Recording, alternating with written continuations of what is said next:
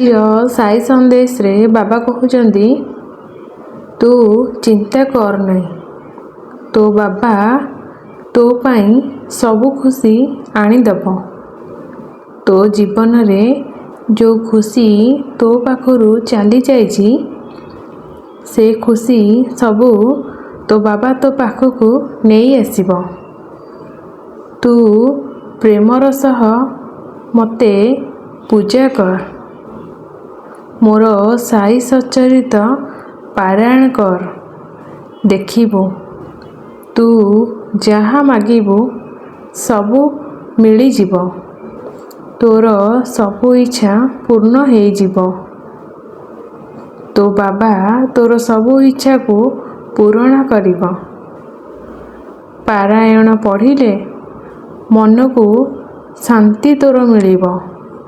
ତୋ ମସ୍ତିଷ୍କରୁ ସବୁ ଚିନ୍ତା ଦୂର ହେଇଯିବ। ଯଦି ତୁ ଭାବୁଛୁ ତୋ ଜୀବନରେ ଯାହା ହେଇଛି ତୋ ସହ ଖରାପ ହେଇଛି, କିନ୍ତୁ ତାହା ନୁହେଁ।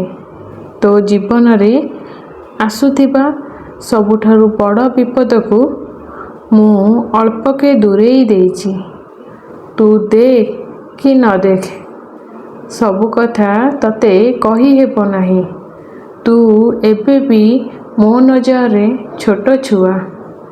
ମୋର ପିଲାମାନଙ୍କୁ କେମିତି କେତେବେଳେ କୋଉ ବିପଦରୁ ରକ୍ଷା କରିବି, ସେ କଥା କେବଳ ମୋତେ ହିଁ ଜଣା।